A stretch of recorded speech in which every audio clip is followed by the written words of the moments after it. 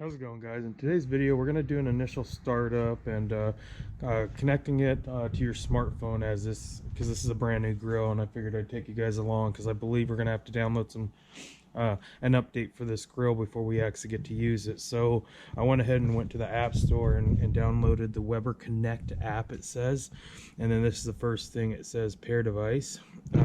So we're going to turn this on here. Pair device. It says turn on your device and hold your phone near it. So we're going to turn this on. The power switch is right under here. It's plugged in, and so we'll see what it says here. It's going to ask you to connect to Bluetooth and stuff, and I went ahead and did that. So I'm going to click pair. It says your device has been paired successfully. So I'm going to click continue. And so on here it says push dial to push to continue. Point your smartphone camera at this code to get a link to the Weber Connect app. We already did that, so I'm not quite sure why it's doing that. But now it's saying it's sending some software. This update should take up to 25 minutes. So it says to keep the phone near, don't disconnect anything, and once it's done, then we're gonna go ahead and start the next process. So as soon as this software gets updated, I'll get back with you guys. Alright, it looks like it says software updated. Your SmokeFire update has finished downloading. Please turn the grill off and back on to complete the process. So we'll hit this power button here, wait for it to shut off. I like to just give it a few seconds or so, and then turn it back on and see what it does here. I didn't know those numbers flashed for the meat probes. 1, 2, 3, 4. Well, it's the startup process, or if it's updating, I'm not quite sure. They're flashing faster and faster. I don't think the camera's picking that up very well.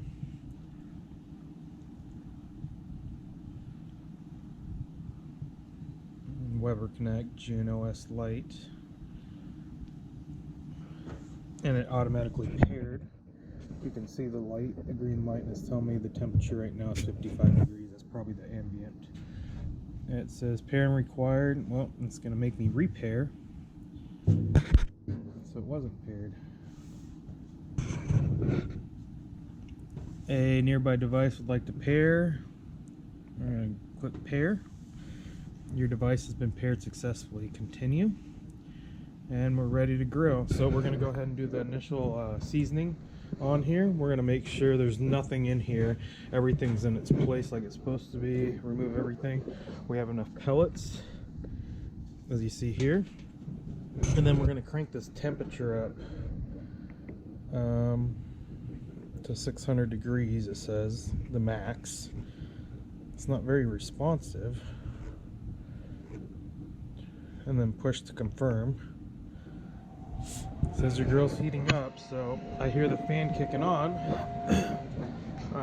We'll give it a second for the pellets to drop here, and then I'll get back with you guys as soon as I see smoke. Alright, it hasn't been that long, but I wanted to visually check to make sure my hot rod was plugged in correctly. You can see it lighted, or lit up right there. It's orange, glowing, and then you can see the hopper here is filling up, or the auger is filling up. You can see it rotating. They're about to drop here in a second. And according to the manual, it says as soon as you start to see smoke, you're going to shut it. So we'll see how long it starts here.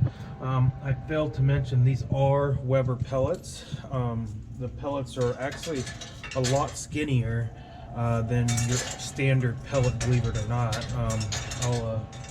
When I start to see smoke here, I'll grab some other pellets, a few different brands, and we'll show you how thin these are. I went with the Weber specific ones just because I want to create a baseline, and I've heard some people having some issues, and then Weber, I saw on a forum, did state that their pellets are skinnier. So if you have jams or anything like that, it's because your pellets are too thick or too long. So, but I'm starting to see smoke coming out, so I'm going to go ahead and put everything back in, and then when it starts roaring, we'll get back with you guys. Alright guys, I think I have an issue with the grill itself. It was smoking. You could see, it's hard to tell, but there's dust everywhere of ash. I mean, it's been at 55 degrees for like 10 minutes, so I don't think it properly ignited. It's still feeding pellets, so we're gonna check that here in a second. But I wanted to show you the pellets. It's really hard to capture on video here, but these are the Weber pellets here. They're a lot thinner, and then these are Bear Mountains. I don't know if you could tell on the video, but these are substantially thicker.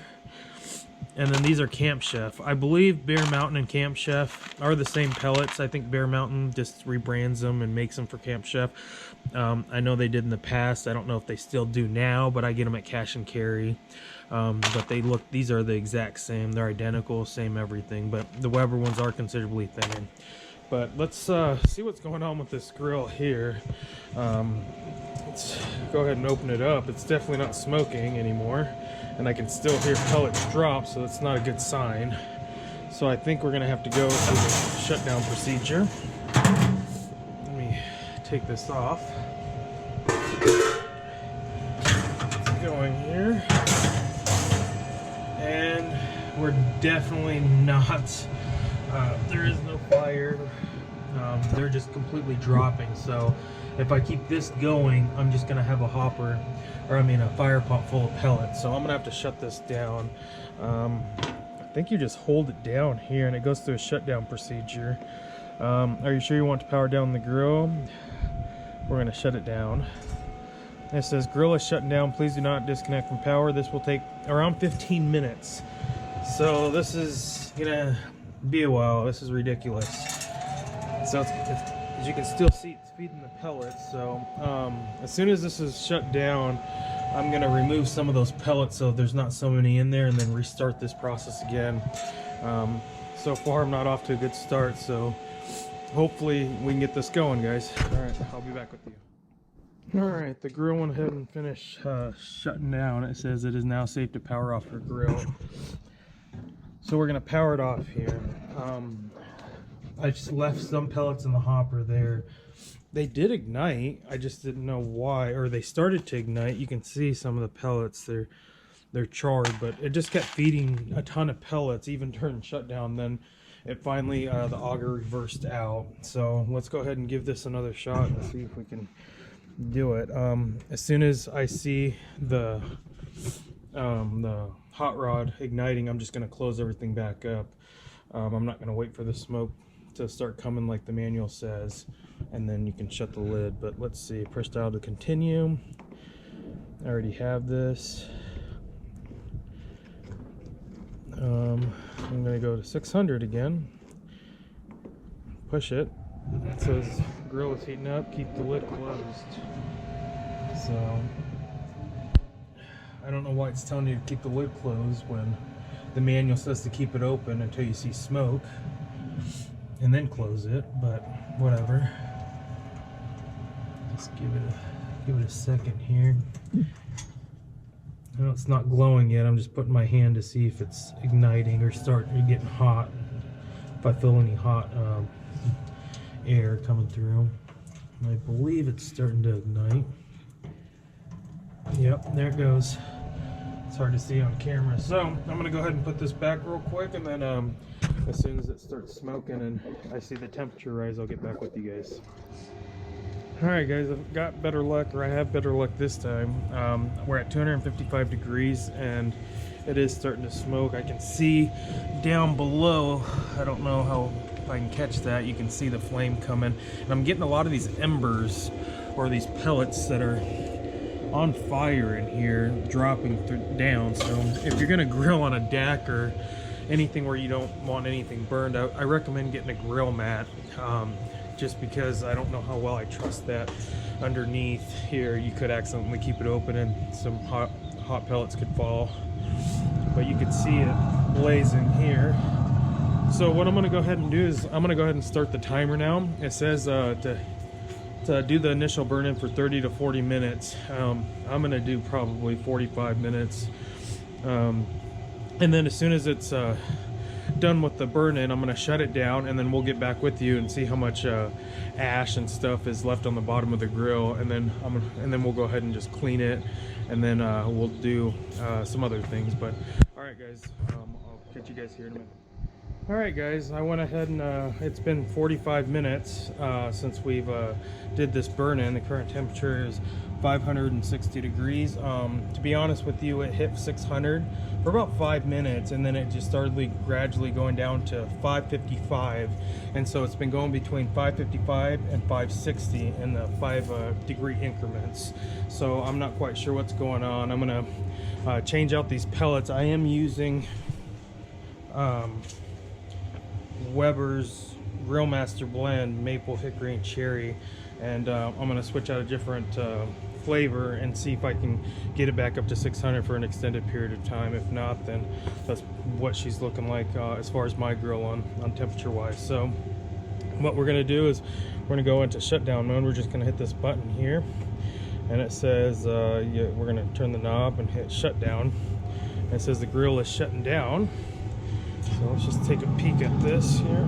Oh, I haven't got my casters in yet. You can see how easy this moves. It's kind of dangerous to be grilling, so I got to put something to chalk these wheels until those casters come in from Weber. They kind of gave me a hard time, to be honest with you, as far as not believing me. You know, she asked me 3 times, are you sure, are you sure, blah blah blah blah blah, but they're gonna go ahead and send them. So as soon as this grill gets done shutting down, we'll open it up, take everything out, we'll look at the grease pan, see what we're looking at in there. We can kind of take a quick little peek.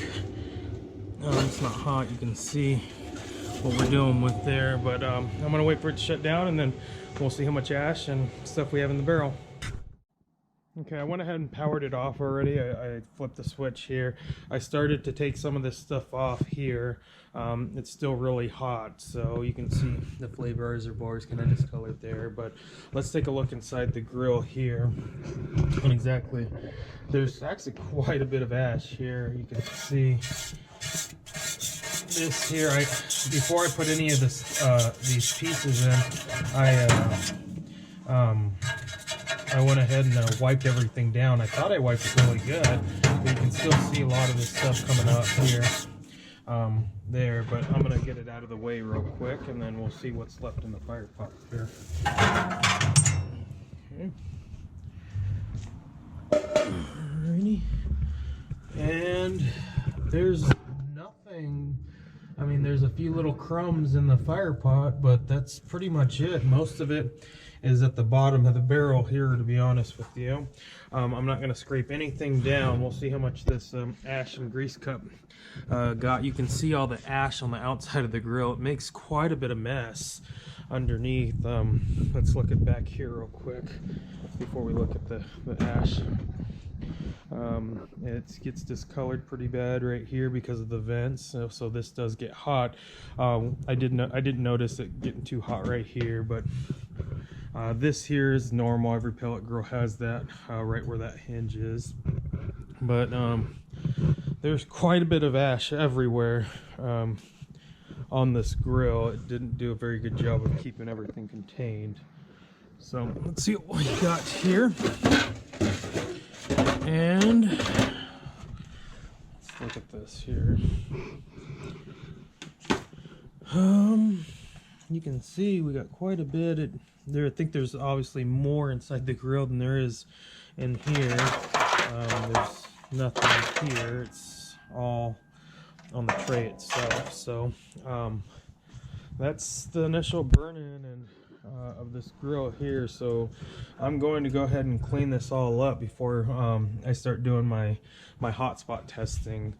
I'm going to go ahead and film that. You want to get to know your grill, and by doing that, we're going to test for hotspots with bread, and we can see where the areas that we have to kind of watch when we're cooking and stuff, because some areas are going to be hotter than others and stuff. So all right guys, well, that's it for this video. I'm gonna clean this up, put everything away, and then start doing that testing. So be on the lookout for that hotspot testing on the Weber SmokeFire. Thanks for watching.